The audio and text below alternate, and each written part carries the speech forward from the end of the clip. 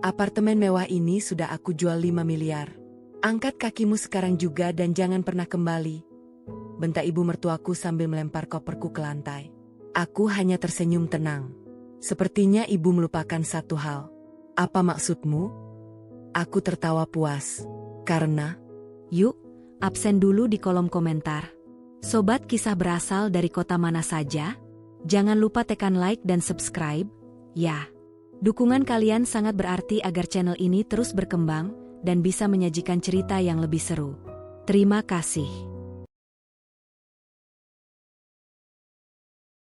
dinding ruang tamu itu berwarna putih gading, sewarna dengan marmer mahal yang membentang dari pintu masuk hingga ke batas balkon lantai 22. Di sana, di tengah kemewahan yang berkilau di bawah pendar lampu kristal, Ayumi berdiri mematung.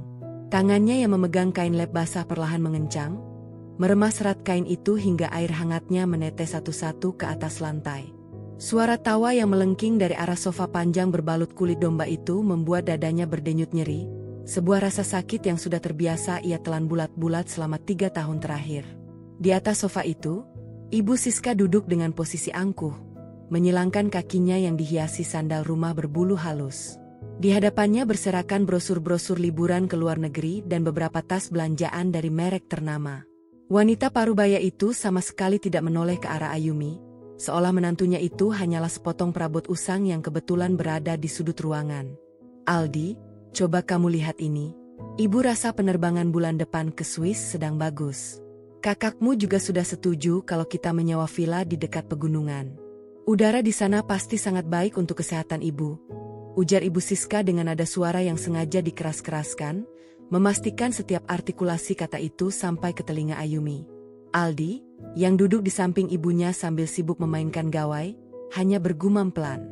Lelaki itu bahkan tidak berani menatap istrinya sendiri yang sejak pagi tadi sibuk membersihkan seluruh penjuru apartemen tanpa henti. Terserah ibu saja. Kalau memang anggarannya ada, Aldi ikut bagaimana baiknya. Ayumi mengembuskan napas perlahan melalui hidung. Perih. Kalimat itu terasa seperti sembilu yang mengiris tipis hatinya. Anggaran. Uang siapa yang sebenarnya sedang mereka bicarakan sekarang?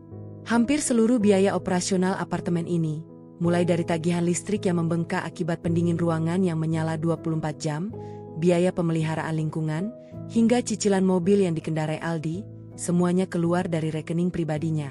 Ayumi adalah seorang manajer proyek di sebuah perusahaan swasta besar, dengan gaji yang lebih dari cukup untuk menghidupi sebuah keluarga kecil.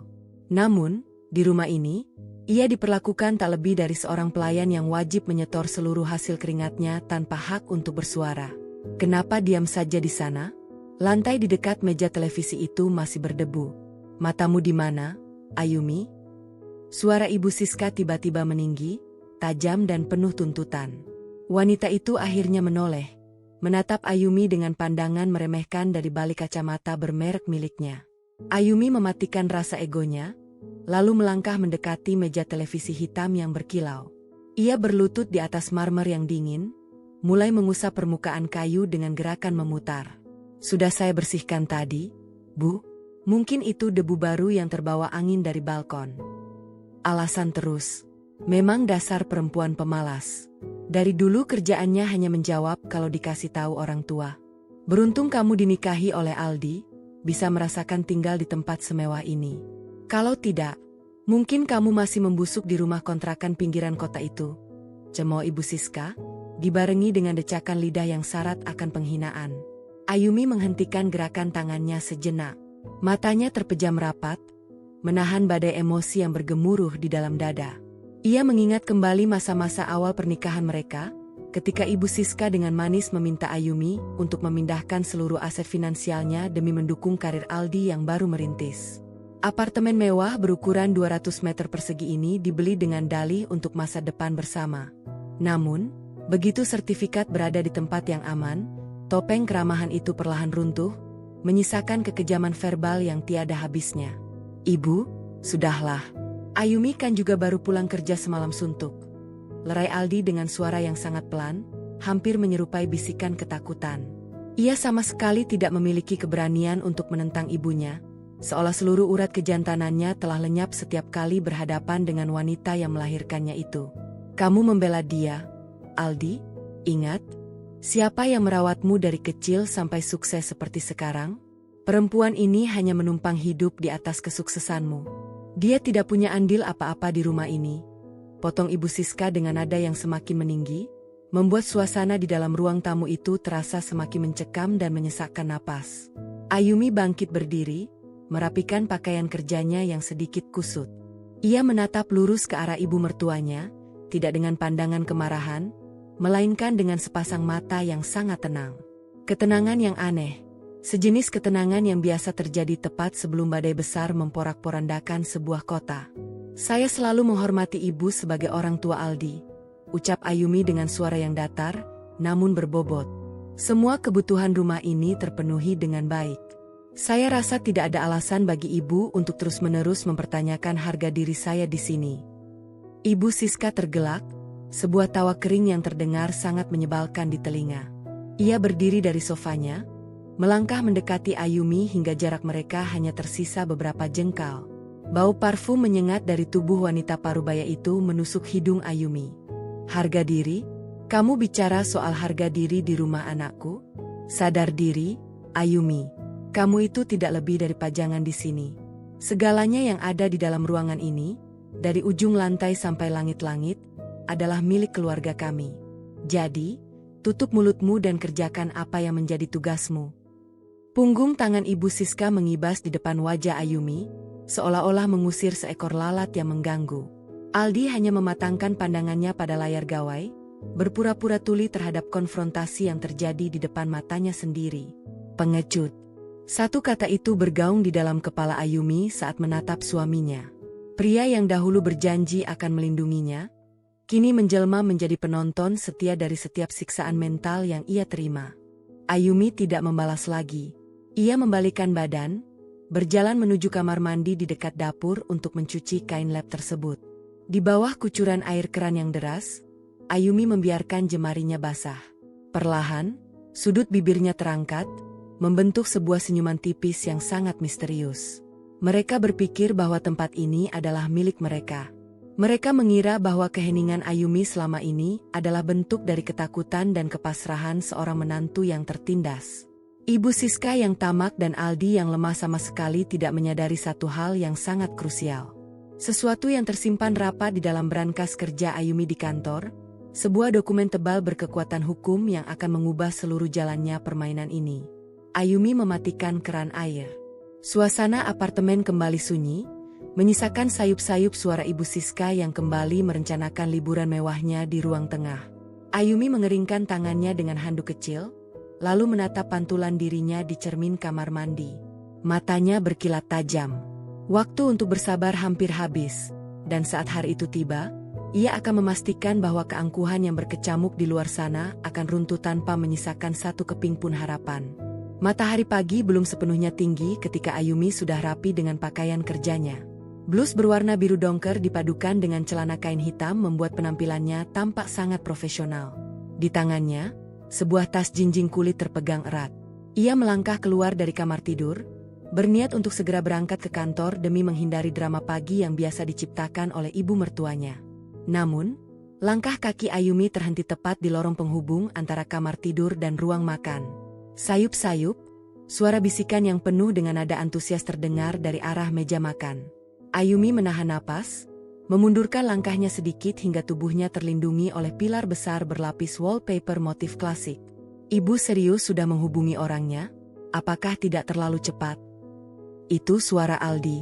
Nadanya terdengar ragu namun ada nada ketertarikan yang tidak bisa disembunyikan. Lebih cepat lebih baik, Aldi. Kamu ini bagaimana, sih? Kakakmu itu sedang butuh modal besar untuk proyek pengadaan di Kalimantan.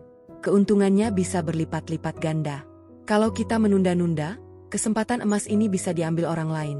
Jawab Ibu Siska dengan suara yang ditekan, berusaha agar tidak terdengar sampai ke kamar, tanpa tahu bahwa Ayumi sudah berdiri tidak jauh dari mereka.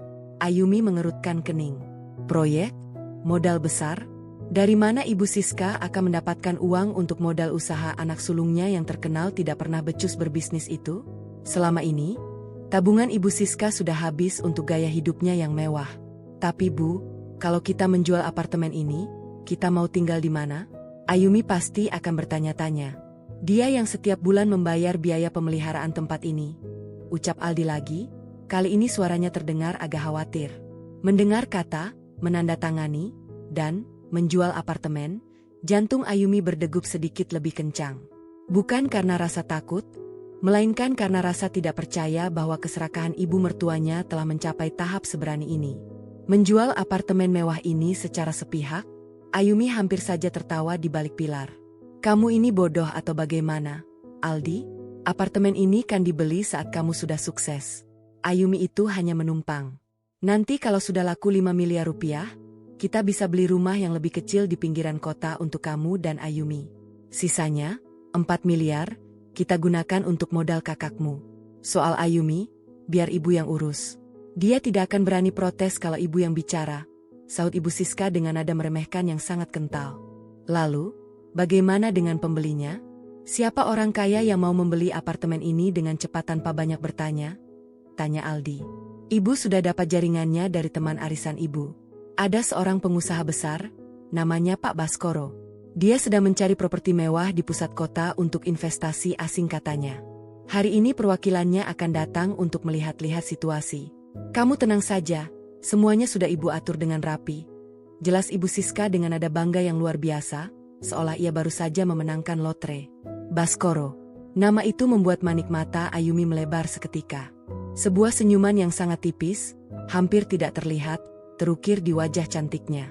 Pak Baskoro adalah pemilik sekaligus direktur utama di perusahaan tempat Ayumi bekerja sekarang.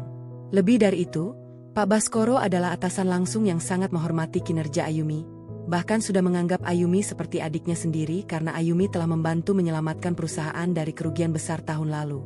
Ayumi menarik napas dalam-dalam, menstabilkan emosinya yang sempat bergolak. Ini bukan lagi sekadar masalah keluarga biasa. Ini adalah sebuah jebakan yang secara sukarela digali oleh Ibu Siska untuk dirinya sendiri. Dan Ayumi, dengan senang hati, akan membantu memperdalam galian tersebut. Dengan langkah yang sengaja dibuat terdengar berat, Ayumi berjalan keluar dari balik pilar, menuju ke arah ruang makan. Aldi, Ibu, saya berangkat kerja dulu. Pamitnya dengan wajah yang sepenuhnya datar, seolah ia tidak mendengar satu kata pun dari percakapan rahasia tadi. Ibu Siska dan Aldi tersentak kaget. Aldi bahkan hampir menjatuhkan cangkir kopi yang sedang dipegangnya. Wajah Ibu Siska sempat memucat selama beberapa detik sebelum akhirnya kembali memasang raut muka angkuh yang biasa. Ya, pergi sana. Kerjalah yang benar, jangan cuma tahu menghabiskan uang anakku. Cetus Ibu Siska, mengibas-ngibaskan tangannya mengusir Ayumi tanpa melihat wajah menantunya itu. Ayumi tidak menjawab. Ia hanya mengangguk sopan pada Aldi yang menatapnya dengan pandangan bersalah dan cemas. Begitu pintu gerbang apartemen tertutup di belakangnya, Ayumi langsung merogoh ponsel pintarnya dari dalam tas. Ia mencari sebuah nama di kontak, lalu menekan tombol panggil. Hanya dalam 3 kali nada sambung, sebuah suara berat dan berwibawa menyahut di seberang telepon. Ya, halo, Ayumi, ada apa menghubungi sepagi ini? Apakah ada masalah dengan proyek Distrik Barat? Selamat pagi, Pak Baskoro. Maaf mengganggu waktu Bapak. Ujar Ayumi sambil melangkah masuk ke dalam lift yang kosong. Ini bukan tentang proyek kantor. Ini tentang properti yang sedang Bapak cari untuk investasi. Oh, apartemen mewah di pusat kota yang pernah kamu ceritakan itu? Kenapa memangnya? Suara Pak Baskoro terdengar tertarik. Ibu mertua saya baru saja berniat menjual apartemen tempat kami tinggal kepada Bapak melalui perantara. Nilai yang mereka inginkan adalah 5 miliar rupiah, kata Ayumi. Nadanya terdengar sangat tenang namun penuh penekanan. Di seberang sana, terdengar tawa kecil dari Pak Baskoro. Bukankah apartemen itu sepenuhnya dibeli atas nama kamu, Ayumi? Saya ingat betul karena tim hukum perusahaan kita yang membantu mengurus legalitasnya 2 tahun lalu saat kamu mendapatkan bonus besar. Benar, Pak. Apartemen itu 100% milik saya secara hukum. Sertifikat asli dan seluruh dokumen kepemilikan ada di dalam brankas ruang kerja saya di kantor Bapak. Jawab Ayumi dengan kilat mata yang tajam menatap pantulan dirinya di dinding lift. Oleh karena itu, saya ingin meminta bantuan Bapak. Tolong terima tawaran penjualan itu. Biarkan mereka mengira bahwa mereka sedang berada di atas angin. Pak Baskoro terdiam sejenak, memahami arah pembicaraan bawahannya yang paling cerdas ini. Kamu ingin memainkan permainan, Ayumi? Saya hanya ingin memberikan pelajaran tentang arti hak milik dan keserakahan kepada orang yang salah, Pak. Saya akan menyiapkan dokumen penawaran dan perjanjian khusus melalui tim hukum kita. Bapak hanya perlu berpura-pura menjadi pembeli yang tidak tahu apa-apa. Jelas Ayumi, suaranya terdengar dingin tanpa emisi. Baiklah.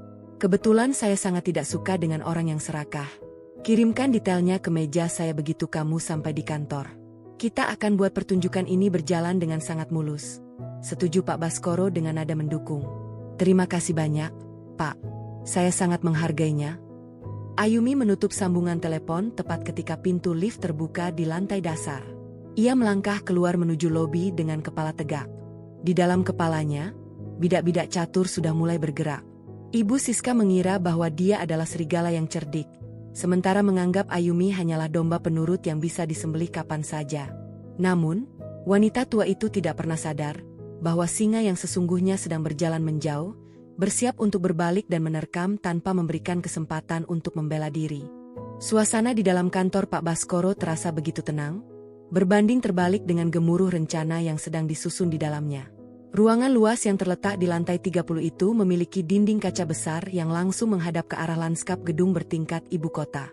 Ayumi berdiri di depan meja kerja kayu jati yang kokoh, sementara Pak Baskoro duduk di kursi kebesarannya, membolak-balik berkas tebal yang baru saja diserahkan oleh tim hukum perusahaan. Semua dokumen sudah siap, Ayumi, ujar Pak Baskoro sambil menatap menantu bawahannya itu dengan pandangan penuh rasa hormat. Tim hukum kita telah menyusun surat perjanjian pengikatan jual-beli yang sekilas terlihat sangat standar bagi orang awam. Namun, di dalam klausul nomor 14 dan 15, disebutkan secara jelas bahwa dana yang ditransfer hanya akan masuk ke rekening pemilik sah yang terdaftar di dalam sertifikat negara, yaitu rekening pribadimu. Ayumi mengangguk pelan, seulas senyuman tipis menghiasi wajahnya. Dan bagaimana dengan dokumen yang akan ditandatangani oleh ibu mertua saya nanti, Pak? Pak Baskoro terkekeh, sebuah tawa yang syarat akan ironi. Itu bagian terbaiknya. Dokumen yang akan ditandatangani oleh Ibu Siska adalah surat pernyataan mutlak penjaminan aset. Di sana tertulis bahwa dia bertindak sebagai pihak yang menjamin bahwa properti tersebut adalah miliknya tanpa sengketa. Ketika dia menandatanganinya tanpa status kepemilikan yang sah, dia secara otomatis menjatuhkan dirinya sendiri ke dalam delik penipuan berat dengan ancaman hukuman penjara yang tidak main-main. Dia terlalu terburu-buru oleh bayangan uang 5 miliar rupiah, sehingga dia tidak akan menyewa pengacara untuk memeriksa berkas ini. Terima kasih banyak, Pak Baskoro. Saya benar-benar menghargai bantuan Bapak, ucap Ayumi dengan tulus. Sama-sama, Ayumi. Seseorang yang bekerja keras dan jujur seperti kamu tidak pantas diperlakukan seperti pelayan di rumah sendiri. Pergilah, perwakilan saya sudah bergerak ke apartemenmu sekarang, pungkas Pak Baskoro. Sementara itu, di apartemen mewah lantai 22, atmosfer terasa sangat sibuk. Ibu Siska sejak 2 jam lalu telah menyuruh 2 orang asisten rumah tangga sewaan untuk membersihkan setiap sudut ruangan hingga mengilap. Ia mengenakan gaun terbaiknya, lengkap dengan kalung mutiara tiruan yang terlihat mencolok di lehernya. Aldi duduk di sebelah ibunya, tampak gugup namun juga tidak sabar menunggu kedatangan sang pembeli kaya. Aldi, pastikan teh yang disajikan nanti adalah teh impor yang ibu beli kemarin. Kita harus menunjukkan kelas kita di depan Pak Baskoro atau perwakilannya. Ingat, 5 miliar rupiah itu bukan uang yang sedikit. Jangan sampai mereka membatalkan transaksi ini hanya karena pelayanan kita yang buruk, perintah Ibu Siska dengan nada mendominasi. Iya, Bu. Aldi sudah memeriksa semuanya. Tapi, apakah Ibu yakin Ayumi tidak akan pulang siang ini? Bagaimana kalau dia tiba-tiba datang dan mengacaukan semuanya? Tanya Aldi dengan cemas. Jemarinya saling bertautan. Ibu Siska mengibaskan tangannya ke udara dengan ekspresi meremehkan. Kamu ini penakut sekali. Perempuan itu sedang sibuk bekerja bagai kuda di kantornya. Dia tidak akan punya waktu untuk pulang. Lagi pula, kalaupun dia pulang, apa yang bisa dia lakukan? Dia tidak punya hak sepeser pun atas tempat ini. Tepat setelah kalimat itu selesai diucapkan, bel pintu apartemen berbunyi dengan nada yang anggun. Ibu Siska langsung berdiri dengan tergesa-gesa, merapikan lipatan gaunnya, lalu memberikan kode kepada Aldi untuk membuka pintu. Ketika pintu terbuka, seorang pria parubaya berpakaian jas rapi dengan pembawaan yang sangat tenang berdiri di sana. Di belakangnya, 2 orang pria muda berpenampilan necis membawa koper kulit hitam yang tampak sangat mahal. Pria itu adalah Pak pengacara internal dari kantor Pak Baskoro yang hari ini menyamar sebagai tangan kanan sang pengusaha. Selamat siang. Apakah benar ini kediaman Ibu Siska dan saudara Aldi? Tanya pria berjas itu dengan suara yang ramah namun berwibawa. Benar sekali. Mari silakan masuk, Pak. Saya Siska, pemilik dari apartemen indah ini. Sambut Ibu Siska dengan senyuman yang dibuat semanis mungkin. Matanya langsung tertuju pada koper kulit yang dibawa oleh asisten di belakang pria itu. Di dalam kepalanya, koper itu seolah sudah penuh dengan tumpukan uang tunai. Mereka semua kemudian duduk di ruang tamu yang megah. Teh impor segera disajikan, menciptakan aroma harum yang memenuhi ruangan. Pria berjas itu, yang memperkenalkan diri sebagai Pak Gunawan, mulai membuka beberapa berkas di atas meja kaca. Ibu Siska, Pak Baskoro sebenarnya sangat tertarik dengan unit apartemen ini setelah melihat foto dan lokasinya yang strategis di pusat kota. Beliau adalah tipe pengusaha yang tidak suka menunda-nunda jika sudah menyukai sebuah properti. Ujar Pak Gunawan, memancing reaksi lawan bicaranya. Ah, pilihan Pak Baskoro sangat tepat. Apartemen ini memiliki pemandangan terbaik di lantai ini. Semua fasilitas di sini adalah kelas 1. Harga 5 miliar rupiah itu sebenarnya sudah sangat murah untuk investasi masa depan. Sahut Ibu Siska dengan nada bicara yang berapi-api, berusaha meyakinkan sang pembeli agar tidak menawar lebih rendah lagi. Pak Gunawan tersenyum tipis, sebuah senyuman yang memiliki arti ganda yang tidak mampu dibaca oleh Ibu Siska. Kami tidak keberatan dengan harga 5 miliar rupiah tersebut, Ibu. Bahkan, Pak Baskoro bersedia memberikan uang muka sebesar 10% hari ini juga secara tunai untuk mengikat kesepakatan, sementara sisanya akan ditransfer dalam waktu beberapa hari ke depan setelah seluruh dokumen ditandatangani. Mendengar kata, uang muka tunai, mata Ibu Siska langsung berbinar serakah. Ia menyenggol lengan Aldi dengan keras, memberi tanda bahwa rencana mereka berjalan jauh lebih mulus dari yang diperkirakan. Tentu saja, kami sangat setuju dengan sistem seperti itu. Jadi, kapan kita bisa memulai penandatanganan berkasnya, Pak Gunawan? Semua berkasnya sudah saya bawa di sini, kata Pak Gunawan sambil mengeluarkan beberapa bundel kertas tebal bermaterai dari dalam tasnya. Namun, sebelum kita menandatanganinya, saya perlu memastikan sekali lagi. Apakah apartemen ini sepenuhnya adalah hak milik mutlak dari pihak Ibu Siska dan tidak ada sangkut pautnya dengan pihak ketiga yang bisa menggugat di kemudian hari?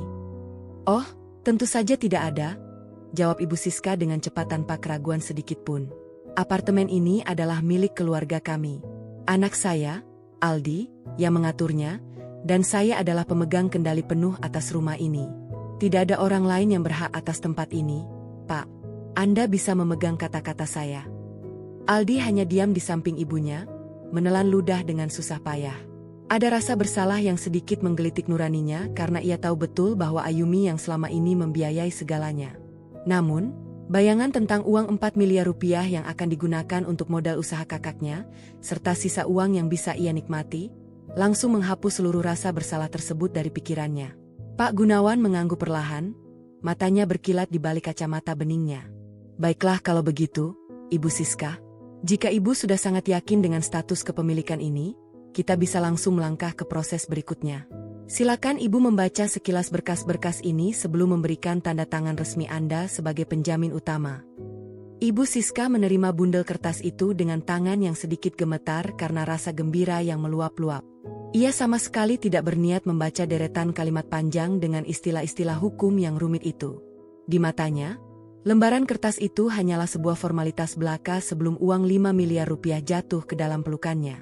Tanpa disadari oleh Ibu Siska dan Aldi, di luar jendela apartemen yang megah itu, awan hitam mulai berkumpul, menandakan bahwa pertunjukan yang sesungguhnya akan segera dimulai. Kertas-kertas putih tebal itu bergeser di atas permukaan meja kaca, menimbulkan suara gesekan halus yang memecah keheningan ruang tamu. Ibu Siska menatap lembaran demi lembaran dengan mata yang berbinar penuh kepuasan. Tangannya yang dihiasi beberapa cincin permata tiruan tampak gemetar kecil, bukan karena takut, melainkan karena rasa tidak sabar yang sudah membakar dadanya sejak pagi tadi. 5 miliar rupiah. Angka itu terus berputar-putar di dalam kepalanya, menjelma menjadi deretan tas mewah, liburan ke luar negeri, dan status sosial yang semakin tinggi di mata teman-teman arisannya. Semua bagian yang membutuhkan tanda tangan Ibu sudah saya beri tanda silang kecil dengan pensil, Ibu Siska, ujar Pak Gunawan dengan nada suara yang sangat tenang dan profesional. Ia menyodorkan sebuah pena hitam berujung emas yang tampak sangat berkelas ke hadapan wanita parubaya itu. Silakan dibaca terlebih dahulu pada bagian klausul pengikat, jika memang tidak ada yang perlu ditanyakan lagi. Ibu Siska tertawa kecil, suara tawanya terdengar sangat dipaksakan untuk menyembunyikan ketamakan yang teramat sangat. Ah, tidak perlu repot-repot, Pak Gunawan. Saya ini paling malas kalau harus membaca tulisan kecil-kecil seperti ini. Mata saya sudah tua, cepat lelah. Lagi pula, saya sangat percaya dengan reputasi Pak Baskoro. Pengusaha sebesar beliau tidak mungkin bermain-main dengan transaksi sekecil ini, bukan? Di samping ibunya, Aldi tampak bergerak gelisah di atas sofa kulitnya. Ia sempat melirik ke arah luar jendela besar, di mana langit ibu kota perlahan mulai meredup terhalang awan mendung. Ibu, apakah tidak sebaiknya kita periksa dulu pasal-pasalnya? Setidaknya periksa nomor rekening penampung yang tertulis di sana, bisik Aldi dengan suara yang sangat pelan, nyaris tenggelam oleh suara embusan pendingin ruangan. Ibu Siska langsung menyenggol lengan Aldi dengan siku secara kasar, menatap anaknya itu dengan pandangan mata yang melotot tajam. Kamu ini tahu apa, Aldi? Jangan mempermalukan ibu di depan tamu penting. Duduk saja yang tenang dan diam, desis Ibu Siska dengan nada berbisik yang syarat akan ancaman. Pak Gunawan hanya tersenyum tipis menyaksikan interaksi ibu dan anak tersebut. Di dalam hatinya, ia merasa iba sekaligus takjub dengan tingkat kebodohan dan keserakahan wanita di hadapannya ini. Sesuai dengan instruksi rahasia dari Ayumi dan Pak Baskoro, lembaran-lembaran yang dipegang oleh Ibu Siska saat ini adalah jebakan hukum yang paling sempurna. Dokumen itu bukanlah akta jual beli properti yang sah, melainkan sebuah surat pernyataan pengakuan hutang dan penjaminan aset palsu. Jika Ibu Siska menandatanganinya, ia secara hukum menyatakan diri bertanggung jawab penuh atas penjualan objek yang bukan miliknya. Jika semuanya sudah jelas, silakan ditandatangani di atas materai 10.000 yang sudah kami sediakan, Ibu, ucap Pak Gunawan lagi, menunjuk ke arah lembar terakhir dokumen tersebut. Tanpa berpikir panjang lagi, Ibu Siska menyambar pena emas itu. Dengan gerakan tangan yang mantap dan penuh keangkuhan, ia menorehkan tanda tangannya di atas 3 lembar dokumen berturut-turut. Setiap goresan pena itu terasa seperti sebuah ketukan palu hakim bagi masa depannya sendiri. Namun bagi Ibu Siska, itu adalah tiket menuju kehidupan mewah yang ia impikan selama ini. Selesai, seru Ibu Siska dengan wajah yang berseri-seri setelah meletakkan kembali pena tersebut ke atas meja. Nah, Pak Gunawan, semua dokumen sudah saya tanda tangani. Lalu, bagaimana dengan uang muka 10% yang Anda janjikan tadi? Pak Gunawan mengangguk pada salah satu asisten berpakaian necis yang berdiri di belakangnya. Pria muda itu segera melangkah maju, meletakkan koper kulit hitam berukuran sedang di atas meja, lalu membuka 2 kunci pengaitnya dengan bunyi klik yang nyaring. Ketika tutup koper itu dibuka, barisan uang tunai pecahan Rp100.000 yang masih terikat rapi oleh segel bank langsung terpampang di depan mata. Jumlahnya tepat Rp500 juta. Napas Ibu Siska tertahan selama beberapa detik. Matanya melebar, memantulkan warna merah dari lembaran-lembaran uang kertas baru tersebut. Ia menjulurkan tangannya, mengelus permukaan tumpukan uang itu seolah sedang menyentuh benda paling berharga di dunia. Luar biasa, Pak Baskoro benar-benar orang yang memegang kata-kata. Tentu saja, Ibu Siska. Itu adalah uang muka resmi untuk mengikat perjanjian kita hari ini, kata Pak Gunawan sambil merapikan kembali berkas-berkas yang telah ditandatangani ke dalam tas kerjanya. Sedangkan untuk sisa pelunasannya yang sebesar Rp4.500 juta, tim keuangan kami sudah memprosesnya melalui sistem transfer kilat antar bank. Dana tersebut akan langsung masuk ke rekening yang tertera di dalam sistem legalitas kepemilikan unit apartemen ini dalam waktu kurang dari 1 jam. Bagus sekali, bagus sekali. Kami akan memeriksa rekening kami nanti, sahut Ibu Siska tanpa menyadari kejanggalan dari kalimat rekening yang tertera di dalam sistem legalitas. Di dalam otaknya yang dipenuhi keserakahan, ia mengira uang itu akan mengalir ke rekening milik Aldi yang selama ini ia kendalikan. Kalau begitu, tugas saya di sini sudah selesai untuk hari ini. Kami akan kembali lagi dalam waktu dekat untuk mengurus proses pengosongan unit, karena Pak Baskoro ingin merenovasi tempat ini secepatnya, ujar Pak Gunawan sambil berdiri dari tempat duduknya, diikuti oleh kedua asistennya. Oh, tentu saja. Silakan, silakan. Kami akan segera bersiap-siap. Apartemen ini akan bersih sebelum bos Anda datang, jawab Ibu Siska dengan senyuman lebar, mengantarkan Pak Gunawan hingga ke depan pintu masuk dengan sikap yang sangat ramah. Begitu pintu apartemen tertutup rapat, Ekspresi ramah di wajah Ibu Siska lenyap seketika, digantikan oleh tawa kemenangan yang melengking tinggi. Ia berlari kecil kembali ke ruang tamu, langsung memeluk koper berisi uang 500 juta rupiah itu dengan erat. "Kita kaya, Aldi, kita benar-benar kaya," seru Ibu Siska dengan suara yang bergetar karena kegembiraan yang luar biasa. 4 miliar sisanya akan segera masuk. Kakakmu akan mendapatkan modalnya, dan kita tidak perlu lagi melihat wajah menantumu yang sok suci itu di rumah ini. Aldi mengangguk, ikut tersenyum melihat ibunya yang begitu bahagia, meski ada segumpal perasaan tidak nyaman yang masih mengganjal di sudut hatinya. Di saat yang bersamaan, di dalam sebuah mobil sedan hitam yang terparkir di basement gedung apartemen, Pak Gunawan mengeluarkan ponselnya dan mengirimkan sebuah pesan singkat kepada Ayumi. Tanda tangan sudah didapatkan. Uang muka sudah diserahkan. Semua berjalan sesuai rencana. Suara tawa Ibu Siska masih menyisakan gema yang samar di sudut-sudut langit-langit apartemen saat pintu utama kembali terbuka. Langkah kaki yang teratur dan tenang terdengar mendekat. Itu Ayumi. Ia melangkah masuk dengan ekspresi wajah yang sangat datar, membawa tas jinjingnya di tangan kanan, sementara tangan kirinya membawa sebuah koper kain berukuran sedang yang sepenuhnya kosong. Melihat kedatangan Ayumi yang jauh lebih awal dari perkiraan, tawa Ibu Siska langsung terhenti. Wanita parubaya itu dengan cekatan menutup kembali koper kulit hitam berisi uang 500 juta rupiah di atas meja, lalu berdiri dengan melipat kedua tangannya di dada. Matanya menatap Ayumi dari ujung rambut hingga ujung kaki dengan pandangan yang penuh dengan kebencian dan keangkuhan yang memuncak. "Oh, bagus sekali kamu sudah pulang, Ayumi. Kebetulan sekali. Jadi ibu tidak perlu repot-repot menelepon atau mengirimkan pesan untuk mengusirmu dari sini," cetus Ibu Siska dengan suara yang lantang dan sengaja ditinggikan, memecah kesunyian ruangan. Ayumi menghentikan langkahnya tepat di batas karpet ruang tamu. Ia menatap ibu mertuanya tanpa emosi, lalu beralih menatap Aldi yang langsung membuang muka, berpura-pura sibuk memandangi ujung sepatunya sendiri. "Mengusir saya, Bu? Apa maksudnya?" tanya Ayumi dengan nada suara yang sangat tenang, terlalu tenang untuk seseorang yang baru saja mendengar kalimat pengusiran. Ibu Siska melangkah maju, memperlebar jarak kakinya seolah ingin menunjukkan bahwa dialah penguasa tunggal di tempat ini. "Jangan berpura-pura bodoh, Ayumi. Apartemen mewah ini sudah laku terjual. Hari ini pemilik barunya sudah memberikan uang muka, dan sisa uang sebesar 5 miliar rupiah akan segera melunasi seluruh tempat ini dalam hitungan menit. Jadi, keberadaanmu di sini sudah tidak diperlukan lagi.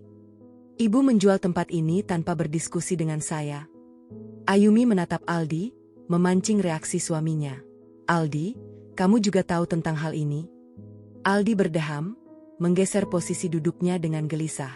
Ia sempat melirik Ayumi sekilas sebelum akhirnya kembali menunduk. "Ayumi, ini demi kebaikan bersama. Kakak sedang butuh modal besar untuk usahanya. Lagi pula, ibu sudah berjanji kita akan membeli rumah lain yang lebih praktis di pinggiran kota nanti. Kamu menurut saja apa kata ibu?" Mendengar jawaban pengecut dari suaminya, Ayumi tidak terkejut. Ia justru merasa bahwa tebakannya selama ini tidak pernah meleset sedikit pun. Aldi tidak akan pernah menjadi seorang laki-laki yang berdiri di depan untuk melindunginya. Ibu Siska terkekeh sinis, melangkah mendekat lalu menyambar koper kosong yang dibawa oleh Ayumi. Dengan gerakan kasar, ia melemparkan koper itu ke atas lantai marmer hingga menimbulkan suara debuman yang keras. "Tidak usah banyak tanya lagi. Kamu tidak punya hak sepeser pun untuk protes di rumah ini. Semua kemewahan yang kamu nikmati selama 3 tahun ini adalah kemurahan hati dari keluarga kami. Sekarang, ambil kopermu ini, masukkan semua pakaian melaratmu, dan angkat kaki dari apartemen anakku." "Ibu, jangan terlalu kasar," bisik Aldi, mencoba menenangkan ibunya, namun suaranya langsung lenyap saat Ibu Siska memberikan tatapan tajam yang membungkamnya seketika. "Kasar bagaimana? Perempuan ini harus sadar diri, Aldi. Dia hanya menumpang hidup di sini. Ibu tidak mau melihat mukanya lagi saat uang miliaran itu masuk rekening kita. Sekarang juga, kamu pergi dari sini, Ayumi. Kemasi barang-barangmu dalam waktu 10 menit, atau ibu sendiri yang akan melempar semua pakaianmu ke tempat sampah di bawah," teriak Ibu Siska, jarinya menunjuk lurus ke arah pintu keluar dengan penuh penekanan. Ayumi memandangi koper kosong yang tergeletak di dekat kakinya. Perlahan, ia berlutut untuk mengambil koper tersebut. Tidak ada air mata yang jatuh, tidak ada getaran ketakutan di bahunya. Ketika ia kembali berdiri tegak, sebuah senyuman tipis, yang sangat asing dan terlihat mengerikan bagi siapa saja yang melihatnya, terukir di bibirnya. "Baik, jika itu yang Ibu dan Aldi inginkan," ucap Ayumi dengan suara yang sangat jernih dan berbobot. Ia menatap mata Ibu Siska dengan pandangan yang tajam, seolah sedang mengunci nasib wanita tua itu. "Saya akan pergi sekarang juga. Saya tidak akan mengambil apapun yang bukan menjadi hak saya di rumah ini." "Bagus, sadar diri juga akhirnya. Cepat pergi dan jangan pernah berani menapakkan kakimu di sini lagi," usir Ibu Siska lagi, membalikkan badannya dengan angkuh dan kembali duduk di sofa, memeluk koper uangnya dengan senyuman kemenangan yang histeris. Ayumi tidak berjalan menuju kamar tidur untuk mengemas pakaian. Ia memang tidak berniat membawa apapun dari tempat beracun ini, karena seluruh barang berharga dan dokumen aslinya sudah ia amankan di kantor sejak seminggu yang lalu. Ia hanya membalikkan badan, berjalan perlahan menuju pintu utama apartemen dengan koper kosong di tangannya. Sebelum membuka pintu, Ayumi sempat menoleh ke belakang untuk terakhir kalinya. Ia melihat Ibu Siska yang sedang tertawa lebar bersama Aldi, membayangkan masa depan mewah yang fana dari uang 5 miliar rupiah yang mereka kira akan segera mereka miliki. "Selamat tinggal," bisik Ayumi di dalam hatinya. Ia melangkah keluar, menutup pintu apartemen mewah itu dengan bunyi klik yang pelan namun pasti. Di koridor lantai 22 yang sunyi, Ayumi berjalan menuju lift dengan kepala tegak dan senyuman yang semakin melebar. Tangannya merogoh ponsel di dalam saku blus, memeriksa sebuah notifikasi pesan masuk dari aplikasi perbankan pribadinya. Sebuah pesan kilat yang menyatakan bahwa dana sebesar 4 miliar 500 juta rupiah baru saja berhasil masuk dan mengendap dengan aman di dalam rekening atas nama Ayumi pribadi. Waktu untuk menari di atas kehancuran mereka telah resmi dimulai. Di dalam ruang tamu apartemen yang kini terasa lebih lapang setelah kepergian Ayumi, Ibu Siska masih menyunggingkan senyum lebar. Ia mengelus permukaan koper kulit hitam berisi uang tunai 500 juta rupiah itu dengan gerakan ritmis, seolah-olah benda itu adalah bayi yang sangat berharga. Di sampingnya, Aldi baru saja menyelesaikan panggilan telepon dengan kakak sulungnya, mengabarkan bahwa dana segar untuk investasi di Kalimantan akan segera cair sepenuhnya dalam hitungan menit. "Bagaimana, Aldi? Kakakmu sudah bersiap-siap di depan komputer untuk memeriksa rekeningnya?" tanya Ibu Siska dengan mata yang berbinar penuh kemenangan. "Sudah, Bu, kakak sangat senang," dia bilang. "Begitu uang 4 miliar 500 juta sisa pelunasan itu masuk ke rekening kita, dia akan langsung memindahkannya untuk mengunci slot proyek tersebut," jawab Aldi, meski gurat kecemasan di wajahnya belum sepenuhnya sirna. Ia melirik ke arah pintu keluar, tempat di mana Ayumi melangkah pergi beberapa saat lalu tanpa perlawanan sama sekali. Ketenangan istrinya tadi terasa sangat ganjil, meninggalkan getaran tidak nyaman yang terus menggelitik tengkuknya. "Bagus, sekarang kamu cepat buka aplikasi perbankanmu di gawai itu. Periksa apakah transfer kilat dari pihak Pak Baskoro sudah masuk. Tadi Pak Gunawan bilang prosesnya tidak sampai 1 jam, perintah Ibu Siska, menepuk lengan anaknya dengan gemas. Aldi mengangguk, buru-buru mengeluarkan gawai dari saku celananya. Jemarinya dengan cepat mengetik kata sandi dan membuka menu mutasi rekening.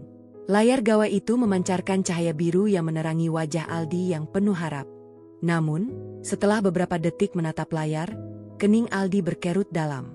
Ia menyegarkan halaman aplikasi tersebut hingga 3 kali, tetapi angka digital yang tertera di sana tidak berubah sama sekali. "Bagaimana? Sudah masuk, kan?" tagih Ibu Siska tidak sabar, mendekatkan wajahnya ke arah layar gawai Aldi. "Belum, Bu. Saldonya masih sama seperti kemarin. Belum ada dana masuk sebesar 4 miliar 500 juta rupiah, jawab Aldi. Suaranya mulai terdengar agak bergetar. Ibu Siska mendecitkan lidahnya, wajahnya merengut masam. Mungkin jaringannya sedang lambat. Transaksi miliaran rupiah tentu butuh waktu sedikit lebih lama di sistem bank. Coba kamu tunggu 15 menit lagi. 15 menit berlalu dalam keheningan yang mencekam. Hanya suara detak jam dinding mewah dan deru pendingin ruangan yang mengisi atmosfer tempat itu. Aldi kembali menyegarkan aplikasi perbankannya. Hasilnya tetap nihil. Tidak ada sepeser pun uang masuk.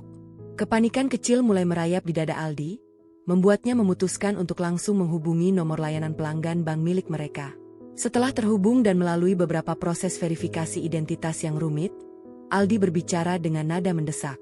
"Mbak, tolong periksa apakah ada dana transfer masuk yang tertahan atau sedang dalam proses clearing ke rekening saya atas nama Aldi Wijaya, nilainya 4 miliar 500 juta rupiah." Di seberang telepon, Suara petugas bank terdengar sangat ramah namun tegas. Mohon maaf, Bapak Aldi.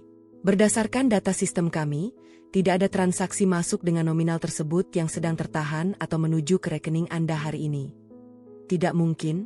Pihak pembeli sudah menyatakan bahwa dana tersebut dikirim melalui transfer kilat antar bank 1 jam yang lalu. Sanggah Aldi, suaranya naik 1 oktav, memancing Ibu Siska untuk langsung berdiri dari sofanya dengan wajah tegang. Mohon ditunggu sebentar, Bapak.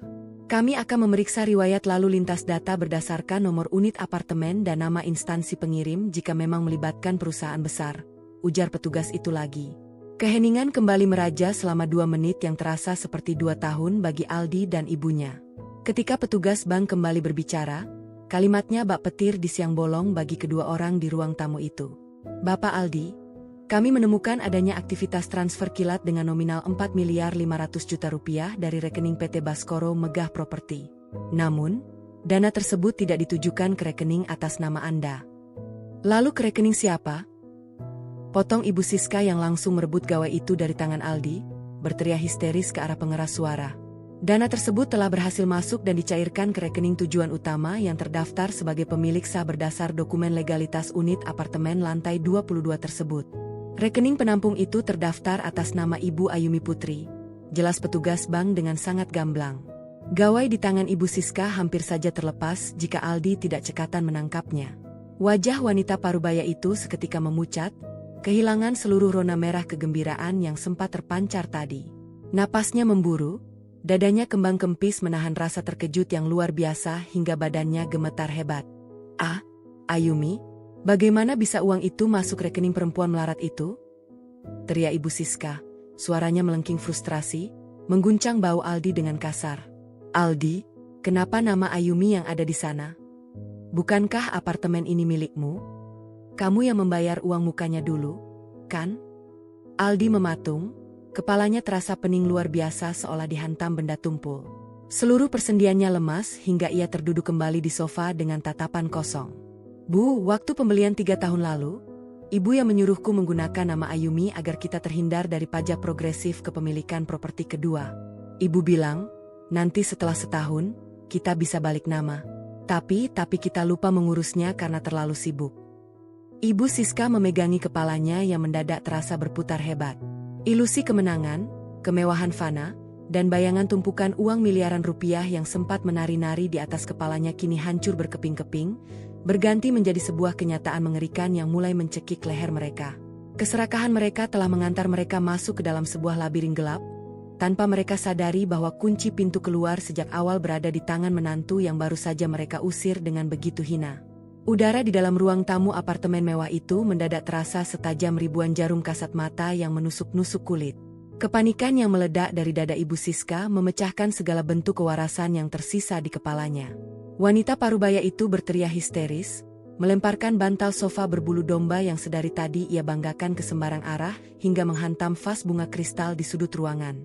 Suara pecahan kaca yang memekakkan telinga bergema, berbaur dengan napasnya yang memburu kasar bak banteng terluka. Wajahnya yang semula bersemu merah karena euforia kemenangan palsu, kini berubah pucat pasi, menegang dihiasi urat-urat kemarahan yang mencuat di pelipisnya. Tidak mungkin, ini pasti ada kesalahan. Perempuan jalang itu pasti meretas sistem perbankan. Aldi, cepat hubungi polisi. Kita laporkan dia atas tuduhan pencurian uang. Teriak Ibu Siska dengan suara serak yang menggelegar, matanya melotot liar mencari-cari ponsel yang tadi ia lempar ke atas karpet. Tangannya yang dipenuhi perhiasan tiruan itu bergetar hebat saat ia meraup udara dengan putus asa. Aldi, yang masih terduduk lemas di atas sofa, menatap ibunya dengan pandangan kosong yang dihiasi kabut keputusasaan murni. Seluruh persendian di tubuhnya seolah dilolosi, menyisakan tumpukan daging dan tulang yang tidak mampu menopang berat badannya sendiri. Pria itu menyandarkan punggungnya yang basah oleh keringat dingin ke sandaran sofa, menggelengkan kepalanya perlahan dengan gerakan mekanis yang menyedihkan. Bu, percuma kita melapor ke polisi. Tadi pihak bank sudah menjelaskan dengan sangat rinci. Ayumi tidak meretas apapun. Ayumi tidak mencuri apapun. Ucap Aldi dengan suara parau yang nyaris tidak terdengar, seolah setiap kata yang keluar dari tenggorokannya menggores pita suaranya sendiri.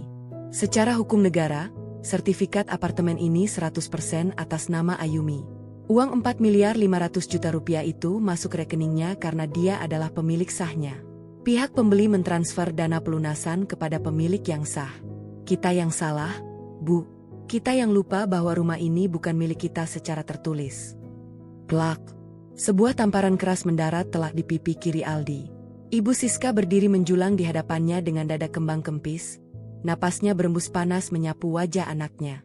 Matanya menyala-nyala oleh amarah yang membabi buta, menolak keras untuk menerima kenyataan pahit yang baru saja ditampar balik oleh takdir ke wajahnya. Jangan pernah kamu menyalahkan ibu, anak bodoh. Ibu melakukan semua ini untuk masa depan keluargamu. Perempuan miskin itu hanya menumpang nama. Dia tidak punya hak untuk menikmati uang hasil penjualan rumah ini. Bangun, Aldi. Bangun sekarang juga. Kita pergi ke kantor Pak Baskoro. Ibu akan melabrak pengusaha sombong itu dan menuntut agar uang pelunasan itu ditarik kembali dan dimasukkan ke rekening kita. Cepat siapkan mobil.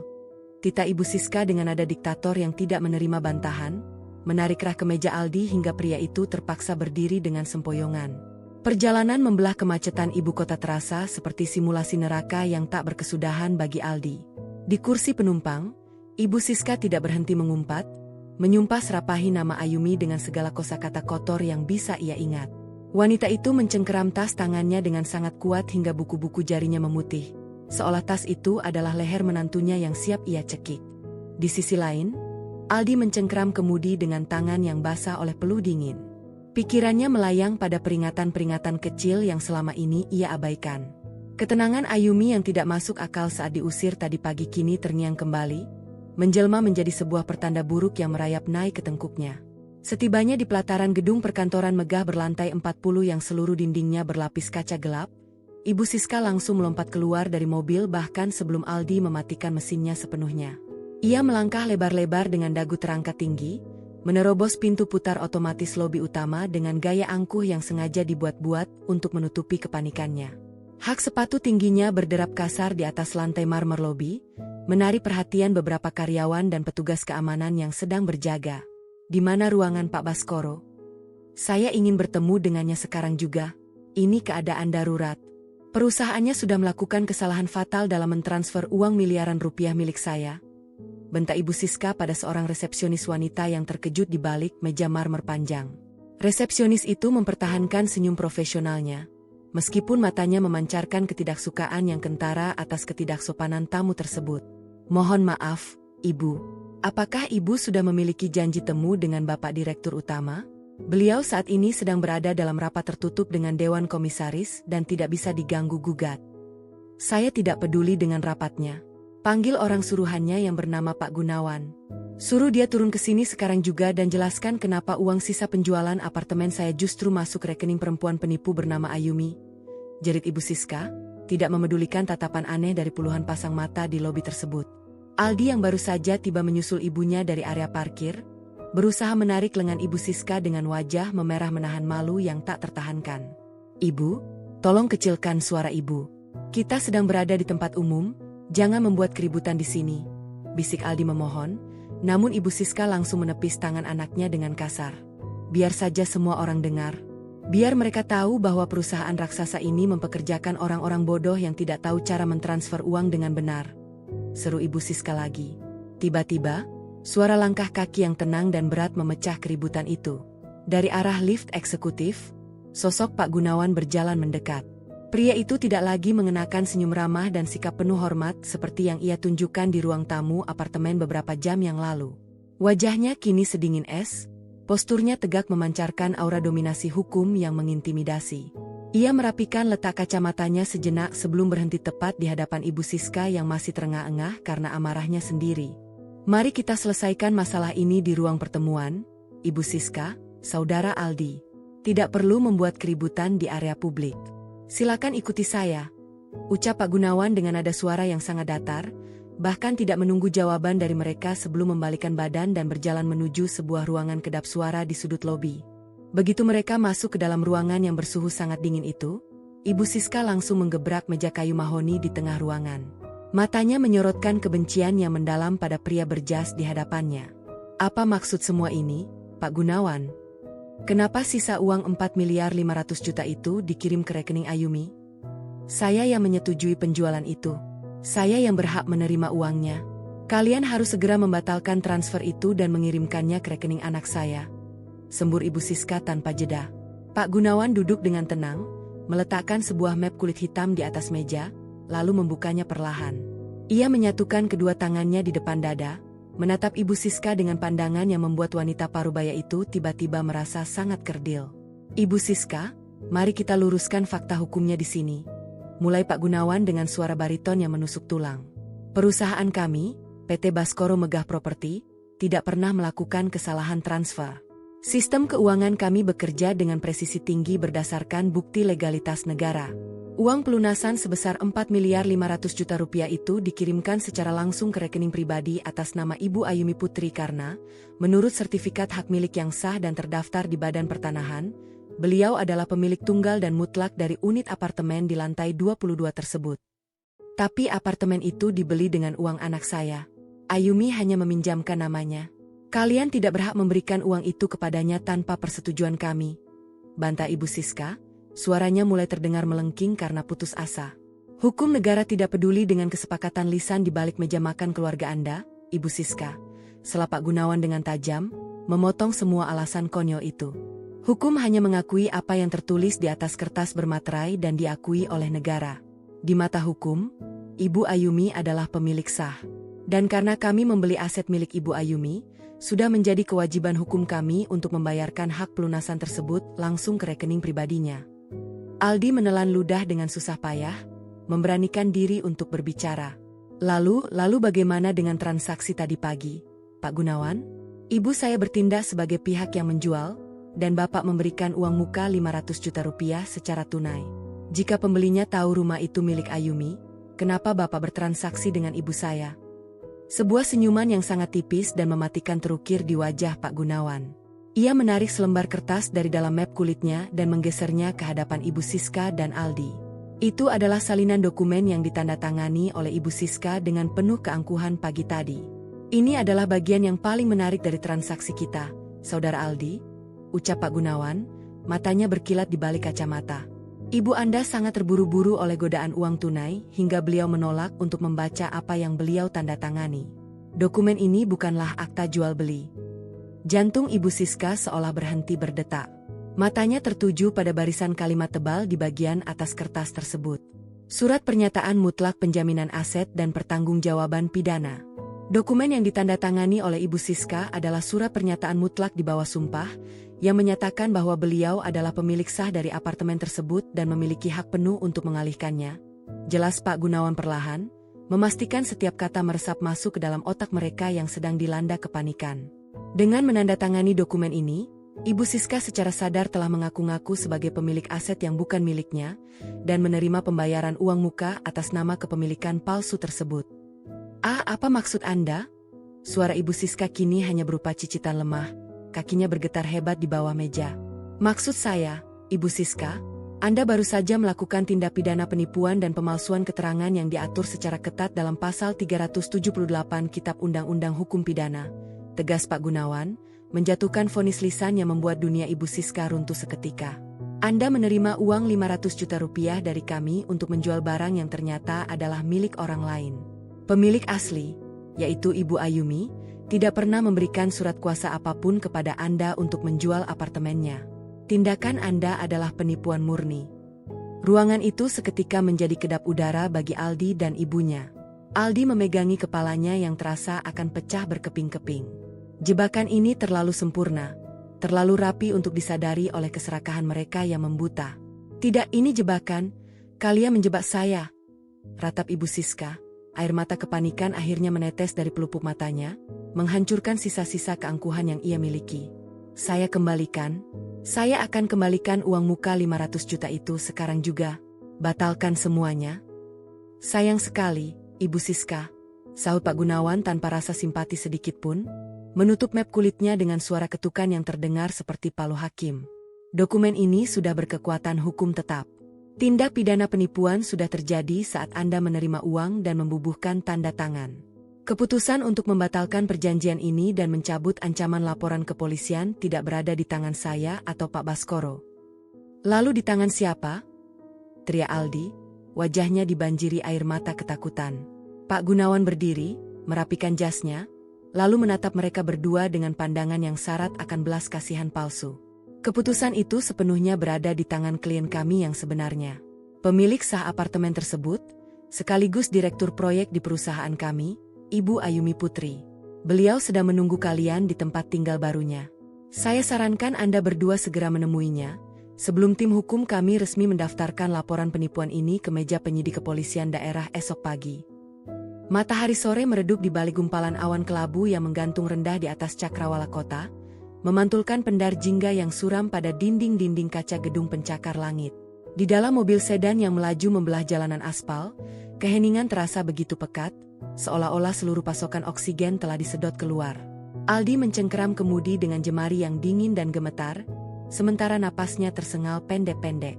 Di kursi sebelah, Ibu Siska duduk menekuk lututnya, memeluk koper kulit hitam berisi uang muka 500 juta rupiah itu dengan kekuatan yang tersisa. Wajah wanita parubaya itu tampak kuyu, riasannya yang tebal kini luntur oleh lelehan keringat dingin dan air mata kepanikan yang terus merembes keluar dari pelupuk matanya. "Aldi, bagaimana ini? Aldi? Ibu tidak mau masuk penjara," bisik Ibu Siska dengan suara parau yang bergetar hebat. Keangkuhan yang selama 3 tahun ini ia kenakan bagai mahkota, kini telah luruh total, menyisakan sesosok wanita tua yang ringkih dan ketakutan setengah mati. Perempuan jalang itu, Ayumi, dia benar-benar licik. Dia menjebak Ibu, Aldi. Kamu harus membelanya, kamu harus bicara padanya agar dia memaafkan Ibu. Aldi tidak menjawab. Matanya menatap lurus ke arah jalanan dengan pandangan kosong. Di dalam benaknya, rasa sesal yang teramat sangat mulai menggerogoti dinding hatinya. Ia mengingat kembali bagaimana setiap pagi ia membiarkan istrinya dicaci maki, diperlakukan seperti pembantu, dan direndahkan harga dirinya tanpa pernah sekalipun ia berdiri untuk membelanya. Ketenangan Ayumi selama ini bukanlah kepasrahan, melainkan sebuah proses penghitungan mundur menuju hari pembalasan yang sempurna.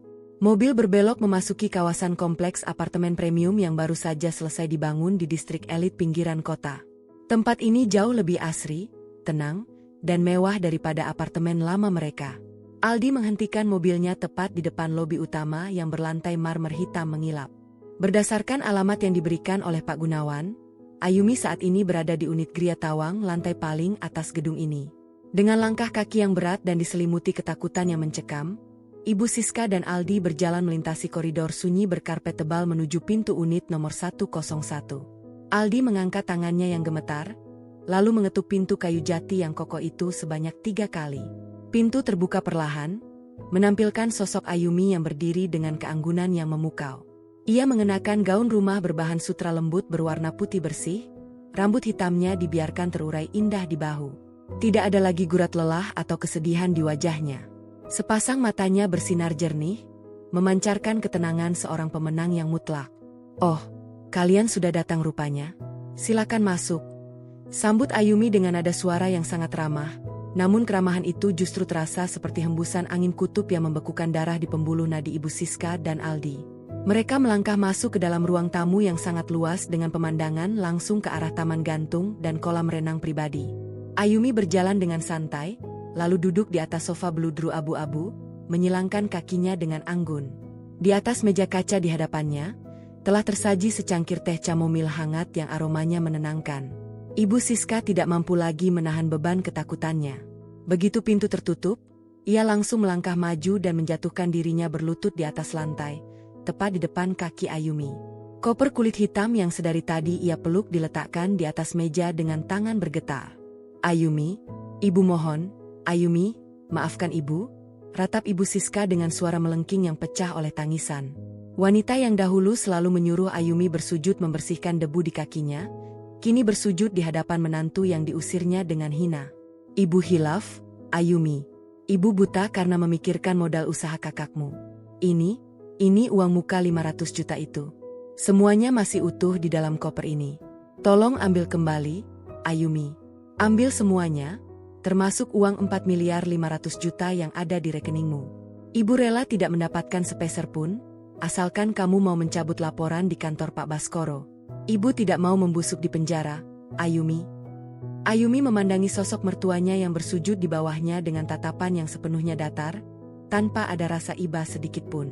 Ia meraih cangkir tehnya, menghirupnya perlahan, lalu meletakkannya kembali dengan bunyi dentingan halus yang memecah keheningan. "Bangunlah, Ibu Siska. Jangan mengotori lantai rumah baru saya dengan air mata Anda," ucap Ayumi, suaranya terdengar sangat jernih dan dingin. Aldi melangkah mendekat, ikut berlutut di samping ibunya dengan mata yang berkaca-kaca. "Ayumi, aku tahu aku bersalah. Aku adalah suami yang tidak berguna, suami pengecut yang tidak pernah melindungimu dari kekejaman ibu. Aku menerima jika kamu membenciku, Ayumi. Tapi aku mohon, kasihanilah ibu. Beliau sudah tua, beliau tidak akan kuat menahan penderitaan di dalam sel tahanan. Tolong tunjukkan sedikit belas kasihanmu, Ayumi." Mendengar kalimat Aldi, Ayumi tertawa kecil. Sebuah tawa puas yang terdengar begitu merdu namun sekaligus mengerikan di telinga kedua orang yang sedang memohon di hadapannya. "Belas kasihan? Kamu bicara tentang belas kasihan, Aldi?" tanya Ayumi. Matanya kini berkilat tajam menatap lurus ke dalam manik mata suaminya. "Di mana belas kasihanmu saat ibumu melemparkan koper kosong ke wajahku tadi pagi? Di mana belas kasihanmu saat ibumu menyebutku perempuan melarat yang hanya menumpang hidup di rumahmu? Selama 3 tahun, Aldi. 3 tahun aku menelan semua hinaan, membersihkan rumah, memasak, dan membayar semua cicilan serta gaya hidup mewah kalian dengan uang hasil kerja kerasku dari pagi hingga malam. Apakah kalian pernah sekalipun memikirkan perasaanku? Tidak. Bagi kalian, aku hanyalah mesin uang dan pelayan gratisan yang bisa kalian tendang kapan saja setelah kalian mendapatkan mangsa yang lebih besar." "Ayumi, ibu mengaku salah. Ibu berjanji tidak akan pernah berbuat seperti itu lagi. Ibu akan memperlakukanmu dengan baik, Ayumi," potong Ibu Siska, mencoba meraih ujung gaun sutra Ayumi, namun Ayumi dengan cepat menarik kakinya menjauh. "Sudah terlambat, Ibu Siska," desis Ayumi, suaranya merendah namun penuh dengan penekanan yang mematikan. "Permainan ini sudah dimulai sejak kalian memutuskan untuk menjual apartemen itu di belakang punggungku. Kalian mengira Pak Baskoro adalah pembeli bodoh yang bisa kalian tipu? Pak Baskoro adalah atasan saya, orang yang tahu persis bahwa apartemen mewah itu dibeli 100% menggunakan nama dan tanda tangan saya sebagai pemilik sah. Uang 5 miliar rupiah itu kini sudah otomatis masuk dan mengendap dengan aman di dalam rekening pribadi saya, sebagai kompensasi atas seluruh kerugian materi dan imateri yang saya alami selama 3 tahun hidup bersama kalian." Ibu Siska mendongak dengan wajah yang pias, bibirnya bergetar hebat. Lalu bagaimana dengan surat yang ibu tanda tangani tadi pagi? Pak Gunawan bilang itu surat penipuan." "Tepat sekali," sahut Ayumi, seulas senyuman kemenangan terukir sempurna di wajah cantiknya. "Surat yang ibu tanda tangani adalah bukti otentik tindak pidana penipuan properti. Ibu menjamin sebuah aset yang bukan milik ibu demi mendapatkan keuntungan pribadi. Di bawah hukum negara, itu adalah kejahatan berat. Sekarang, posisinya berbalik, Ibu Siska. Uang 5 miliar itu milik saya, apartemen lama itu sudah berpindah tangan ke perusahaan Pak Baskoro, dan ibu berada di ujung tanduk hukum. Tinggal satu jentikan jari saya, maka polisi akan datang menjemput ibu malam ini juga." Aldi meraup wajahnya dengan frustrasi. Air matanya menetes membasahi lantai marmer rumah baru Ayumi. "Ayumi, tolong, apa yang harus kami lakukan agar kamu mau memaafkan ibu? Kami akan melakukan apa saja, Ayumi, apa saja." Ayumi bangkit berdiri, berjalan mendekati jendela besar yang menampilkan gemerlap lampu-lampu kota yang mulai menyala di kegelapan malam. Punggungnya yang tegak melambangkan kekuasaan penuh atas situasi ini. "Saya tidak butuh uang 500 juta di dalam koper itu, Aldi. Bawa pulang uang itu, dan gunakan untuk membayar pengacara terbaik yang bisa kalian temukan, karena kalian akan sangat membutuhkannya," ujar Ayumi tanpa berbalik. "Saya juga tidak butuh permintaan maaf palsu dari kalian yang hanya keluar karena rasa takut akan penjara. Malam ini, saya berikan kalian waktu 24 jam untuk mengosongkan seluruh barang-barang kalian dari apartemen lama saya. Besok malam, tim hukum Pak Baskoro akan resmi mendaftarkan berkas perkara penipuan Ibu Siska ke kepolisian daerah. Nikmatilah hari terakhir kebebasan Anda, Ibu Siska. Karena badai yang sesungguhnya baru saja akan dimulai." Malam merayap semakin larut ketika Aldi mendobrak pintu apartemen lama mereka dengan sisa tenaga yang ia miliki. Suasana di dalam ruangan itu terasa begitu asing dan mencekam. Lampu kristal yang biasanya memancarkan kemewahan yang hangat, kini seolah memancarkan pendar dingin yang menyiksa mata. Ibu Siska melangkah masuk dengan tubuh yang limbung, menyeret kakinya yang lemas, sementara tangannya masih memeluk koper berisi uang muka 500 juta rupiah itu bagai orang gila. Begitu pintu tertutup, Ibu Siska langsung terduduk di lantai koridor, menyandarkan punggungnya pada dinding penumpu. Tangisannya yang semula tertahan di dalam mobil kini pecah menjadi raungan histeris yang memenuhi seluruh penjuru ruangan. Bagaimana ini, Aldi? Bagaimana ini? 24 jam? Perempuan iblis itu hanya memberikan kita waktu 1 hari, jerit Ibu Siska, mencakar-cakar permukaan koper kulit di pangkuannya dengan kuku-kukunya yang mulai patah. Ibu tidak mau memakai baju tahanan. Ibu tidak mau tidur di atas semen dingin. Cepat telepon kakakmu. Suruh dia mengembalikan semua janji modal itu. Kita harus mencari jalan keluar. Aldi berdiri mematung di tengah ruang tamu, menatap ibunya dengan tatapan yang bercampur antara amarah, kekecewaan, dan rasa muak yang teramat sangat. Kata-kata Ayumi di Gria Tawang tadi terus terngiang di dalam kepalanya, membongkar seluruh borok kelakuannya selama ini. Ia berjalan mendekati meja makan, lalu meraih gawainya dengan tangan yang gemetar. Ia menekan nomor kontak kakak sulungnya, Rian. Setelah beberapa kali nada sambung, suara Rian terdengar dari seberang telepon dengan nada yang sangat bersemangat. Halo, Aldi, bagaimana? Uang 4 miliar 500 juta itu sudah masuk rekening? Orang proyek di Kalimantan sudah menagih komitmen modal kita malam ini juga. Tidak ada uang modal, kah? Ucap Aldi dengan suara yang sangat datar dan dingin, memotong kalimat kakaknya tanpa basa-basi. Apa maksudmu, Aldi? Jangan bercanda. Ibu bilang transaksinya sudah selesai siang tadi.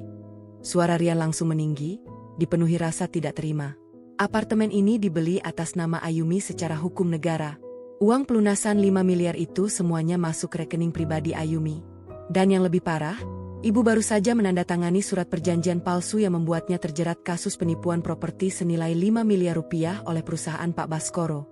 Teriak Aldi, meluapkan seluruh rasa frustrasinya yang membuncah ke arah pengeras suara gawai tersebut.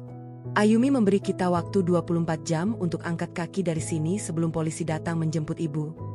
Keheningan yang mematikan langsung menyelimuti seberang telepon. Rian terdiam selama beberapa saat sebelum akhirnya terdengar desis ketakutan dari mulutnya. Lalu bagaimana dengan nasib proyekku? Kalau uang itu tidak ada, aku bisa dituntut balik atas uang prestasi. Aldi, kamu harus urus ini. Kamu kan suaminya, paksa perempuan itu untuk menyerahkan uangnya. Paksa bagaimana, Kak? Dia memegang semua kendali hukum. Kita yang selama ini memperlakukannya seperti pelayan di rumah ini. Bentak Aldi, air matanya kembali menetes karena menyadari betapa hancurnya hidup mereka sekarang. Kamu hanya memikirkan proyekmu, sementara ibu terancam hukuman penjara bertahun-tahun. Ah, sudahlah. Ini urusan kalian dengan ibu. Kenapa jadi aku yang ikut pusing? Cetus Rian egois. Dan sedetik kemudian, sambungan telepon diputus secara sepihak. Aldi menurunkan gawainya dengan perlahan, menatap layar yang kini menggelap. Ia tertawa sumir. Keluarga yang selama ini ia bela di atas penderitaan istrinya, kini langsung memalingkan muka begitu badai kesulitan datang menerpa. Ia membalikkan badan, menatap Ibu Siska yang masih menangis terseduh-seduh di lantai. Rasa hormat yang selama ini ia miliki terhadap ibunya perlahan memudar, berganti dengan penyesalan yang teramat sangat karena telah mengikuti keserakahan wanita tua itu. Buka kopernya, Bu. Ujar Aldi dengan suara yang sangat parau, melangkah mendekati ibunya. Ibu Siska mendongak dengan wajah sembab. Untuk apa, Aldi? Ini uang kita satu-satunya yang tersisa. Uang itu bukan milik kita, Bu. Uang itu adalah umpan yang sengaja dilemparkan oleh Pak Baskoro dan Ayumi untuk menjerat ibu ke dalam pasal penipuan. Kata Aldi sambil merenggut koper tersebut dari pelukan ibunya secara paksa, lalu membantingnya ke atas meja kaca. Kita harus menggunakan uang 500 juta ini untuk menyewa pengacara malam ini juga. Kita tidak punya waktu lagi untuk meratapi kebodohan kita. Besok malam, istana pasir yang ibu bangun dengan keserakahan ini akan benar-benar runtuh seutuhnya. Sinar matahari pagi yang menerobos masuk melalui celah-celah gorden ruang tamu tidak lagi membawa kehangatan, melainkan ketakutan yang mencekam. Waktu 24 jam yang diberikan oleh Ayumi telah bergulir habis tanpa ampun. Di tengah ruangan, belasan kardus besar berantakan teronggok di atas lantai marmer yang kini tampak kusam penuh jejak kaki. Ibu Siska duduk di sudut lantai dengan rambut acak-acakan, matanya merah bengkak karena tidak tidur semalaman. Di hadapannya, 3 orang pengacara yang mereka panggil sejak subuh tadi hanya bisa menggelengkan kepala setelah memeriksa salinan dokumen transaksi. Secara legalitas formal, posisi Ibu Siska sangat lemah. Surat pernyataan yang Ibu tanda tangani mengandung klausul mutlak kepemilikan. Menjual objek milik orang lain tanpa surat kuasa otentik adalah delik pidana penipuan yang sempurna. Ancaman hukumannya di atas 4 tahun penjara, ujar salah satu pengacara senior berwajah kaku itu dengan nada tanpa harapan. Mendengar kalimat itu, Ibu Siska langsung menutup wajahnya dengan kedua tangan, kembali terisak pilu. Keangkuhannya sebagai sosialita terpandang telah lenyap tak berbekas. Tolong saya, Pak. Lakukan apa saja, berapapun biayanya, akan saya bayar dari uang 500 juta di koper itu. Uang 500 juta itu adalah barang bukti utama dari tindak pidana penipuan yang Ibu lakukan, sela pengacara itu lagi dengan tegas. Jika Ibu menggunakannya, itu justru akan memperberat posisi Ibu di persidangan nanti karena dianggap menikmati hasil kejahatan.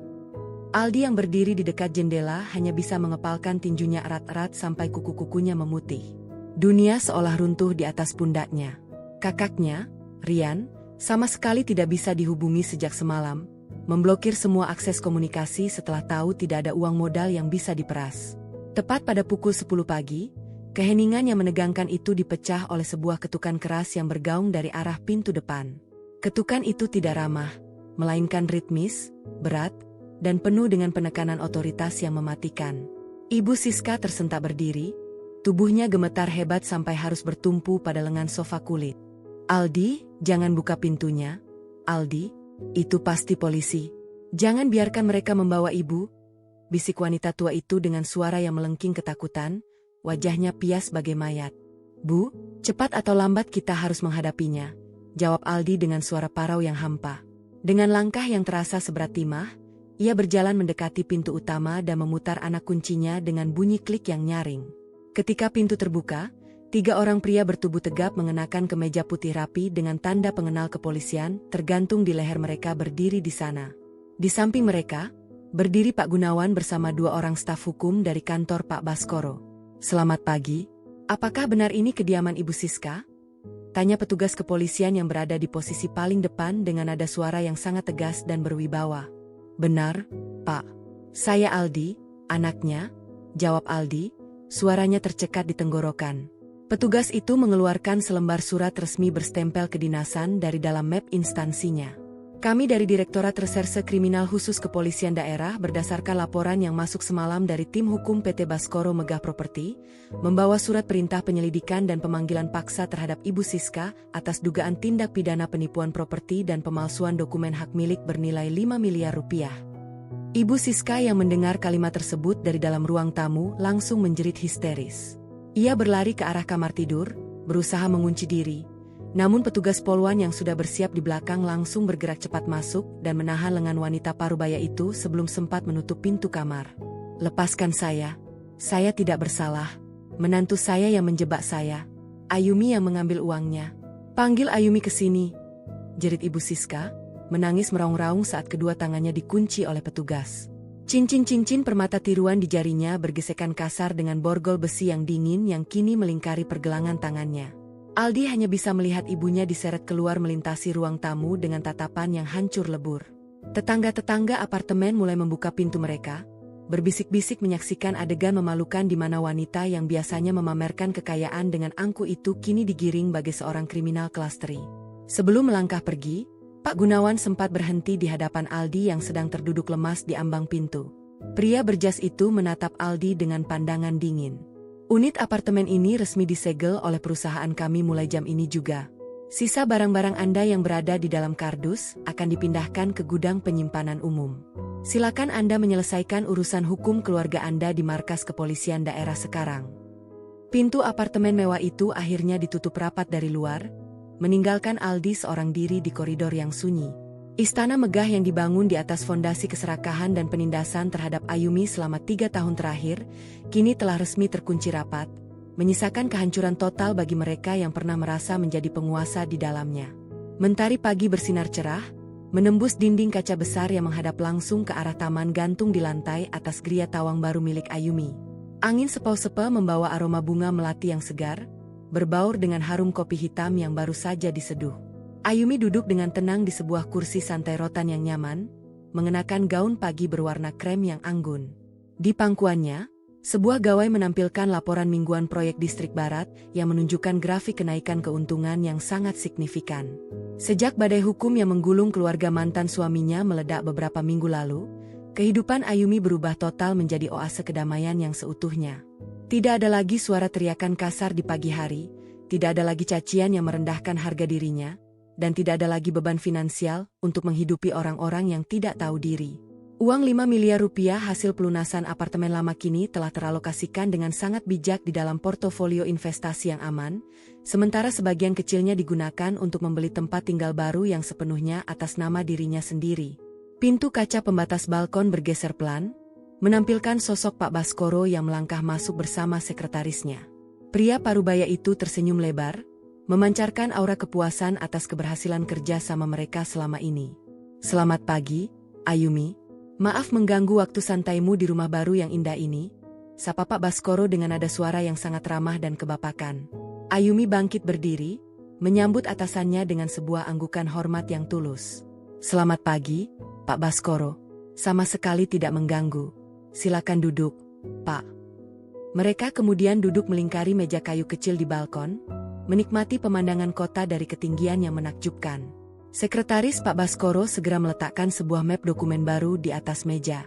Saya datang ke sini untuk mengantarkan berkas putusan resmi dari Pengadilan Agama mengenai gugatan perceraianmu dengan Aldi, ujar Pak Baskoro, menunjuk ke arah map tersebut. Semuanya sudah selesai diproses oleh tim hukum kita kemarin sore.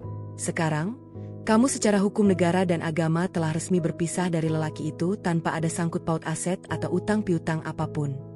Ayumi membuka map itu perlahan, menatap selembar kertas berstempel resmi yang menyatakan kebebasan mutlaknya. Sebuah helaan napas lega berembus dari dadanya, meluruhkan sisa-sisa memori kelam dari masa lalunya. Terima kasih banyak atas segala bantuannya, Pak. Saya tidak tahu bagaimana jadinya jika tidak ada dukungan penuh dari Bapak dan tim hukum perusahaan. Kamu berhak mendapatkan kebebasan ini, Ayumi. Seseorang dengan kecerdasan dan dedikasi tinggi seperti kamu tidak boleh terus-menerus diikat oleh lingkungan beracun yang memanfaatkan kebaikan hatimu, sahut Pak Baskoro dengan tulus. Oh ya, mengenai proyek Distrik Barat, Dewan Komisaris sangat puas dengan kinerjamu. Mulai bulan depan, posisi Direktur Operasional Wilayah resmi menjadi milikmu. Senyuman Ayumi melebar, memancarkan binar kebahagiaan yang sejati dari sepasang matanya. Karirnya menanjak, finansialnya mapan, dan ketenangan jiwanya telah kembali seutuhnya. Ia melangkah mendekati pagar pembatas balkon, menatap hamparan gedung bertingkat di bawahnya dengan kepala tegak. Di tempat baru ini, di bawah langit yang bersih tanpa gumpalan awan mendung, Ayumi tahu bahwa ia telah berhasil memenangkan permainannya sendiri, melangkah menuju masa depan baru yang cerah tanpa ada seorang pun yang bisa merendahkannya lagi. Gerimis tipis di sore hari membasahi jalanan aspal di depan gedung pengadilan negeri, meninggalkan aroma tanah basah yang dingin berbaur dengan asap kendaraan. Di lobi luar gedung yang bernuansa kaku itu, Aldi duduk di atas bangku besi panjang dengan tatapan yang sepenuhnya kosong. Kemeja kotak-kotak yang dikenakannya tampak kusut, dan lingkaran hitam tebal di bawah matanya mempertegas betapa hancurnya hidup pria itu dalam beberapa bulan terakhir.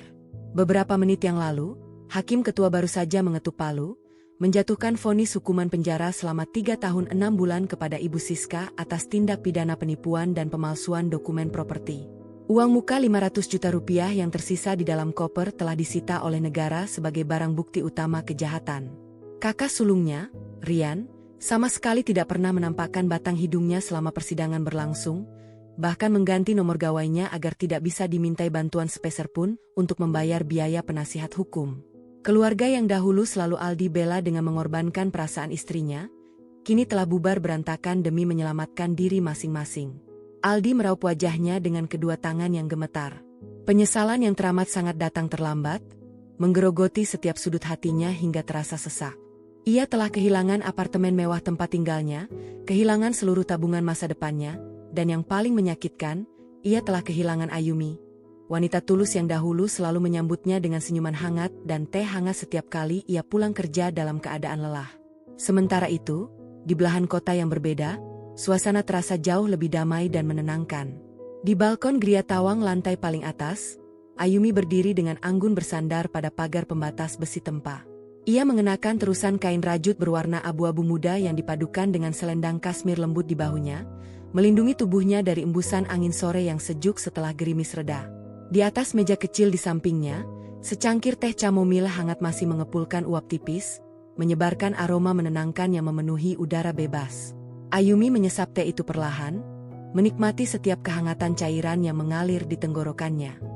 Dari ketinggian ini, seluruh lanskap ibu kota terhampar luas seperti sebuah miniatur yang indah di bawah pendar lampu-lampu jalanan yang mulai menyala satu demi satu menjelang malam. Ponsel pintar milik Ayumi yang tergeletak di atas meja bergetar pelan, menampilkan sebuah notifikasi pesan singkat dari tim hukum Pak Baskoro yang mengabarkan bahwa seluruh proses eksekusi putusan pengadilan terhadap Ibu Siska telah berjalan dengan lancar dan berkekuatan hukum tetap. Ayumi hanya melirik pesan tersebut sekilas, lalu meletakkan kembali ponselnya tanpa berniat membalas. Bagi Ayumi, babak kehidupan kelam bersama mereka telah resmi selesai dan terkunci rapat di masa lalu. Ia tidak merasakan dendam lagi, tidak juga merasakan kemenangan yang meledak-ledak. Yang tertinggal di dalam dadanya hanyalah sebuah rasa kedamaian yang seutuhnya. Keserakahan Ibu Siska dan kepengecutan Aldi telah menuntun mereka menuju takdir yang mereka gali sendiri. Keadilan puitis telah bekerja dengan caranya yang paling sempurna, membalikan posisi tertindas menjadi pemegang kendali mutlak atas kehidupan yang baru. Ayumi meletakkan cangkir tehnya yang kini telah kosong, lalu menarik napas dalam-dalam, menghirup udara malam yang bersih dan segar. Sebuah senyuman tipis yang sangat tulus terukir di wajah cantiknya, memancarkan aura kebebasan yang sejati. Badai besar yang sempat memporak-porandakan hatinya telah sepenuhnya berlalu, menyisakan sebuah awal baru yang cerah dan penuh harapan. Dengan langkah kaki yang ringan dan penuh keyakinan, Ayumi membalikkan badan menuju ke dalam ruangan rumah barunya yang hangat, siap menyambut hari esok sebagai seorang wanita yang mandiri, dihormati, dan berdaulat penuh atas kebahagiaannya sendiri.